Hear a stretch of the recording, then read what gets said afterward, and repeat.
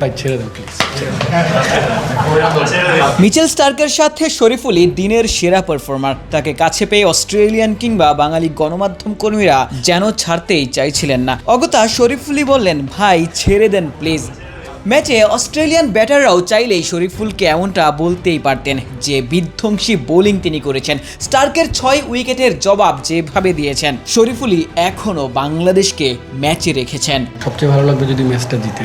আমি এখনো চিন্তা করতেছি না যে 5 উইকেট পাইছে খুব হ্যাপি, এরকম না। যদি ম্যাচ জিতি অনেক হ্যাপি হবে। দিনের প্রথম বলেই স্টার্ক উইকেট নিয়েছিলেন। 3 রানেই 3টা, 5 রানেই 5 উইকেট। স্টার্কের বিধ্বংসী বোলিং তোপেই বাংলাদেশ মাত্র 64 রানেই অল আউট হয়। তবে শরীফুলও জবাব দিয়েছেন। অস্ট্রেলিয়ার মাটিতে প্রথমবারের মতো ফাইফার তুলে নিয়েছেন।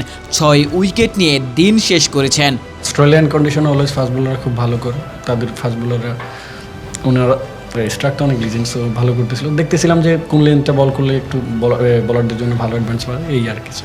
মুস্তাফিজের পর শরীফুল বাংলাদেশের সেরা বাঁহাতি পেসার। এই মুহূর্তে তিনি 3 ফরম্যাটেই বাংলাদেশকে প্রতিনিধিত্ব করছেন। একটা সময় মিচেল স্টার্কের বোলিংটা তার পছন্দ ছিল, যদিও মুস্তাফিজকেই তিনি আইডল মানেন। ম্যাকাই টেস্টে মিচেল স্টার্ক যখন বাংলাদেশের বিপক্ষে দুর্দান্ত বোলিংয়ে ফাইফার তুলেছেন, বাংলাদেশের হয়ে মিচেল স্টার্কের মতোই শরীফুল ইম্প্যাক্ট রেখেছেন। এমনকি মিচেল স্টার্কের উইকেটটাও শরীফুলই নিয়েছেন।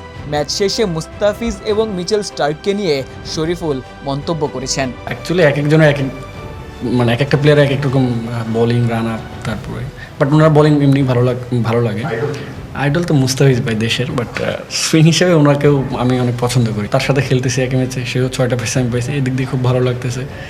না এটা তো কখনো বলে করে নেওয়া যায় না। উনি আমাকে আউট করছে, আমি চেষ্টা করছি আমার বেস্ট বল করার, তো হয়ে গেছে আলহামদুলিল্লাহ। শরীফুল বিশ্বাস করেন পরের ইনিংসে ব্যাটাররা ভালো ব্যাটিং করবেন। বাংলাদেশ এই ম্যাচে ফিরবে। বাংলাদেশ এই ম্যাচটা এখান থেকেও জিততে পারে, তবে ব্যাটারদেরকেই মূল দায়িত্বটা নিতে হবে। এটা জাস্ট আমাদের একটা ব্যাড ডে, শুধু আমাদের না, দেখেন তারাও কিন্তু স্ট্রাগল করতেছে, ঠিক আছে। সো ইনশাআল্লাহ নেক্সট ইনিংসে আমরা ভালো ব্যাট করব। ম্যাকাই টেস্টের দ্বিতীয় দিনের শুরুতেই বাংলাদেশ অজিদের বাকি 2টা উইকেট দ্রুতই তুলে নিতে চাইবে। হয়তোবা ব্যাটাররা যদি দায়িত্বশীল ব্যাটিং করতে পারেন, বড় ইনিংস খেলতে পারেন, বাংলাদেশকে বড় একটা লিড এনে দিতে পারেন, হয়তোবা এই টেস্টেও বাংলাদেশ পজিটিভ কোনো রেজাল্টই আনতে পারে। আশিক সারোয়ার, নিউজ 24।